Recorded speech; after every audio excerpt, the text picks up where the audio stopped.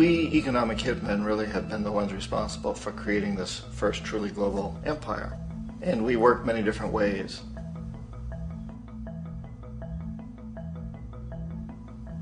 But perhaps the most common is that we will identify a country that has resources our corporations covet, like oil, and then arrange a huge loan to that country from the World Bank or one of its sister organizations.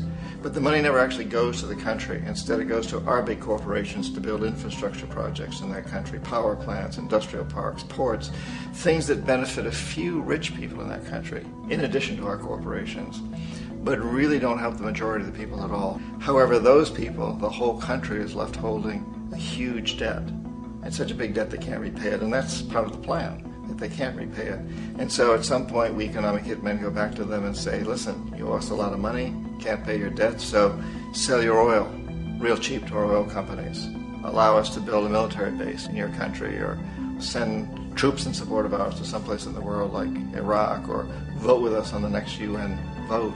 To have their electric utility company privatized and their water and sewage system privatized and sold to U.S. corporations or other multinational corporations. So there was that whole mushrooming thing, and it's so typical of the way the IMF and the World Bank work, that you put a country in debt, and it's such a big debt it can't pay it, and then you offer to refinance that debt and pay even more interest.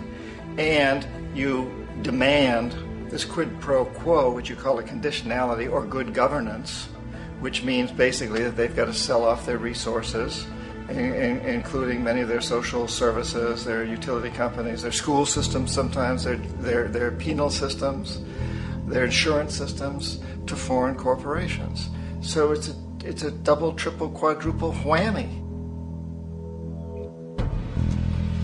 The precedent for economic hitmen really began back in the early 50s when democratically elected Mossadegh, who was elected in Iran. He was considered to be the hope for democracy in the Middle East and around the world. He was Time Magazine's Man of the Year. But one of the things that he'd run on and began to implement was the idea that foreign oil companies needed to pay the Iranian people a lot more for the oil that they were taking out of Iran. The Iranian people should benefit from their own oil.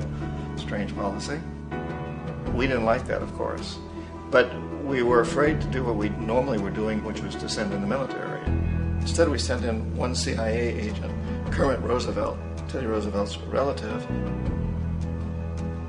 And Kermit went in with a few $1 million and was very, very effective and efficient. And in a short amount of time, he managed to get Mossadegh overthrown and brought in the Shah of Iran to replace him, who always was favorable to oil. And it was extremely effective. Mobs overflow Tehran. Army officers shout that Mossadegh has surrendered and his regime as virtual dictator of Iran is ended. Pictures of the Shah are paraded through the streets as sentiment reverses. The Shah is welcomed home. So back here in the United States, in Washington, people looked around and said, wow, that was easy and cheap. So this established a whole new way of manipulating countries, of creating empire. The only problem with Roosevelt was that he was a card-carrying CIA agent, and had he been caught, the ramifications could have been pretty serious. So very quickly at that point, the decision was made to use private consultants to channel the money through the World Bank or the IMF or one of the other such agencies, to bring in people like me who worked for private companies, so that if we got caught, there would be no governmental ramifications.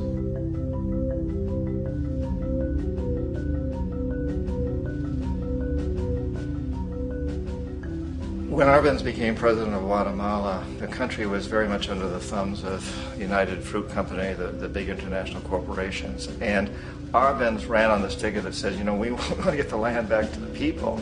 And once he took power, he was implementing policies that would do exactly that, give land rights back to the people. United Fruit didn't like that very much. And so they hired a public relations firm, launched a huge campaign in the United States to convince the United States, the people, the citizens of the United States, and the press of the United States, and the Congress of the United States, that Arbenz was a Soviet puppet, and that if we allowed him to stay in power, the Soviets would have a foothold in this hemisphere. And that, at that point in time, was a huge fear on everybody's mind, the Red Terror, the Communist Terror. And so, to make a long story short, Out of this public relations campaign came a commitment on the part of the CIA and the military to take this man out. And in fact, we did. We sent in planes, we sent in soldiers, we sent in jackals, we sent everything in to take him out, and did take him out. And as soon as he was removed from office, the new guy that took over after him basically reinstated everything to the big international corporations, including United Fruit.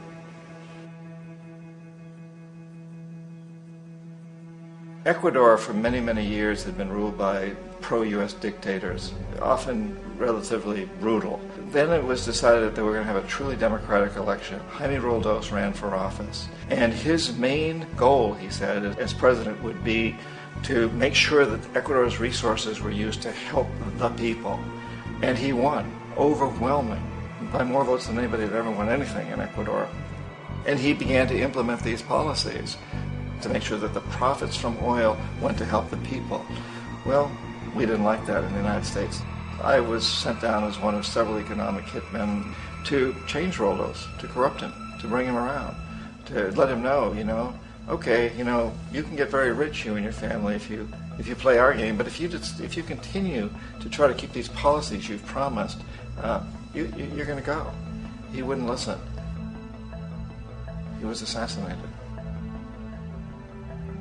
As soon as the plane crashed, the whole area was cordoned off. The only people allowed in were U.S. military from a nearby base and some of the Ecuadorian military. When an investigation was launched, two of the key witnesses died in car accidents before they had a chance to testify.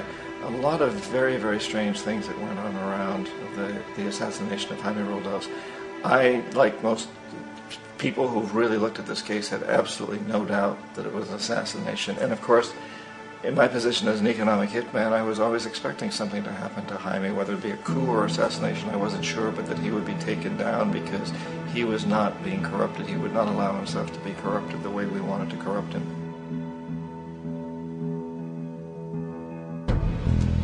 Omar Torrijos, president of Panama, was, one of my favorite people. I really, really liked him. He was very charismatic. He was a guy who really wanted to help his country. And when I tried to bribe him or corrupt him, he said, look, John, he called me Juanito. He said, look, Juanito, I don't need the money. What I really need is for my country to be treated fairly. I need for the United States to repay the debts that you owe my people for all the destruction you've done here.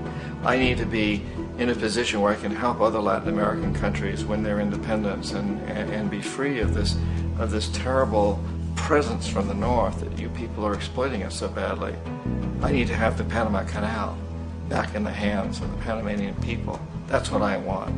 And so, leave me alone. Don't try to bribe me. It was 1981, and in May, Jaime Roldos was assassinated. And Omar was very aware of this. Torrijos got his family together and he said, I'm probably next, but it's okay because I've done what I came here to do. I've renegotiated the canal. The canal will now be in our hands. He just finished negotiating the treaty with Jimmy Carter. In June of that same year, just a couple of months later, he also went down in an airplane crash, which there's no question was executed by CIA-sponsored jackals. Tremendous amount of evidence that one of Torrijos' security guards handed him at the last moment as he was getting on the plane a tape recorder, a small tape recorder that contained a bomb.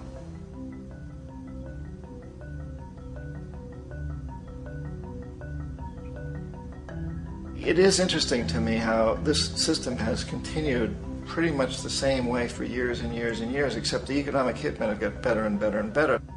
Then we come up with, very recently, what happened in Venezuela. In 1998, Hugo Chavez gets elected president, following a long line of presidents who had been very corrupt and basically destroyed the economy of the country. And Chavez was elected amidst all that.